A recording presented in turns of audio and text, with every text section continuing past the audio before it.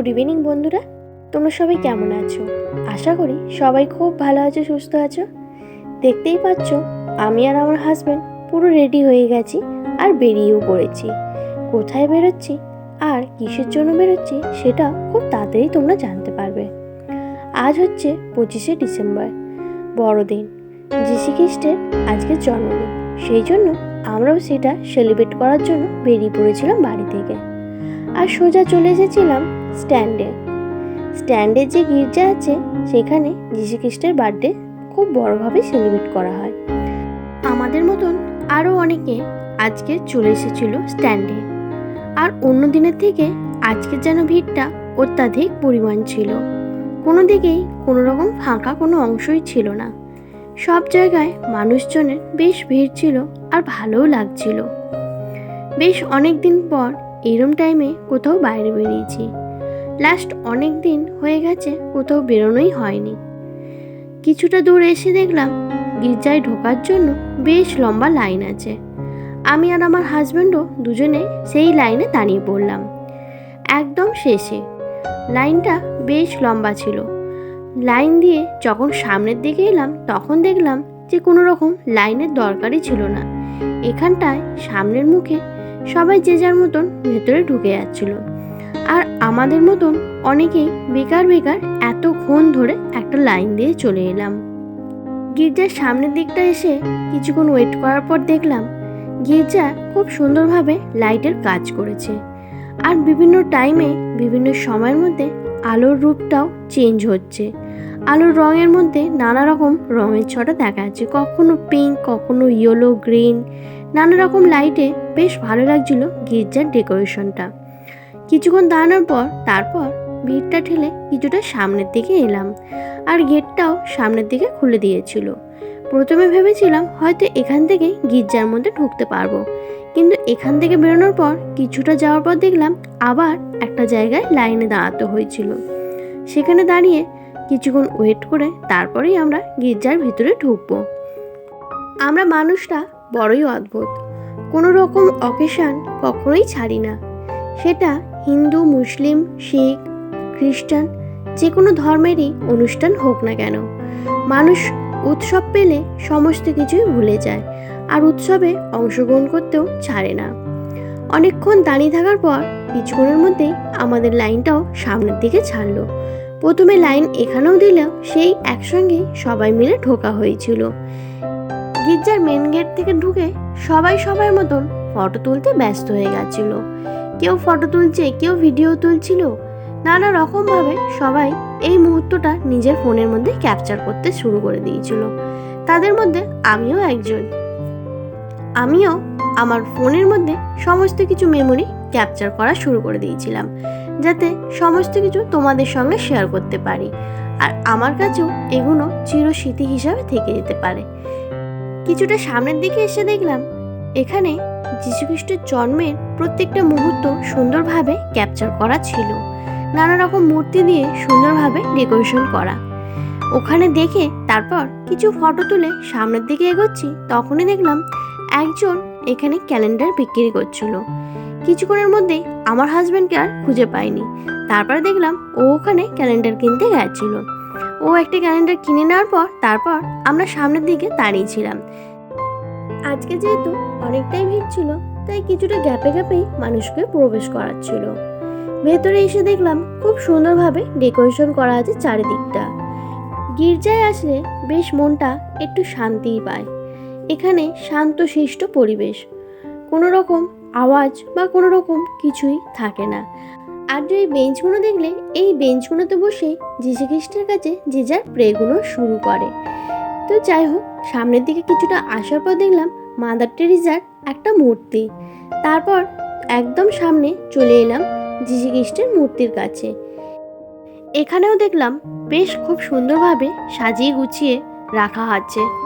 যিশু খ্রিস্টের মূর্তিটাও খুব সুন্দরভাবে সাজানো, সব কিছুই ঝাঁ চকচকে আর তকতকেভাবে পরিষ্কার করা। চারিদিকে ফুল, সুন্দর সুন্দর কাপড় দিয়ে সাজানো। আর তারপর ভিড় ঠেলে ঠেলে একটু সামনের দিকে এসে ভালোভাবে দেখলাম ছোট্ট একটা বেবি মূর্তিও রাখা। এটা সম্ভবত যীশুখ্রিস্টের মূর্তিই হবে। তারপর আর ওখানে না দাঁড়িয়ে সামনের দিকে আরও চলে এলাম। সামনের দিকে এসে কিছুক্ষণ পর দেখলাম একটা জায়গায় ছোট ছোট মূর্তি দিয়ে খুব সুন্দরভাবে ডেকোরেশন করা।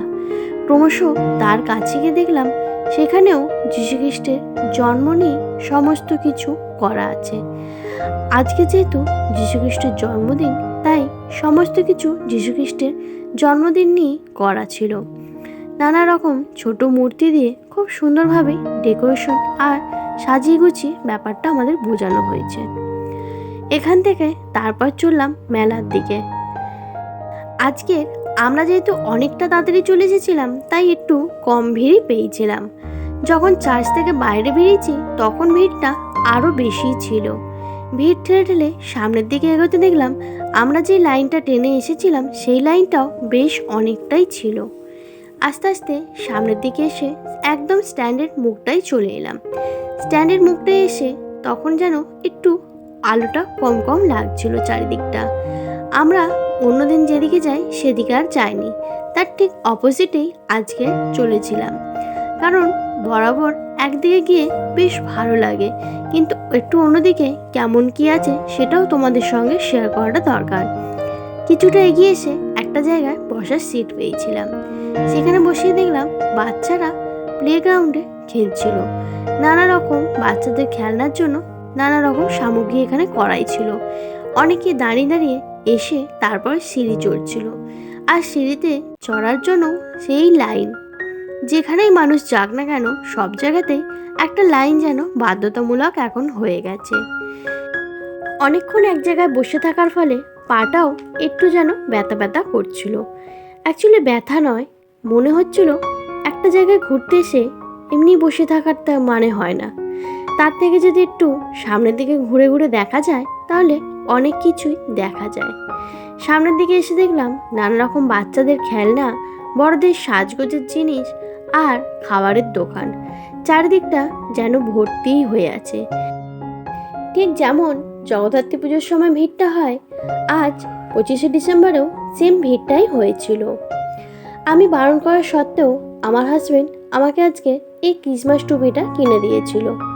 আমার যেন এই টুপিটা পরতে একটু লজ্জায় লাগে, তাই কোনোদিন কিনিও নি আর পরার সাহসও হয়ে ওঠেনি।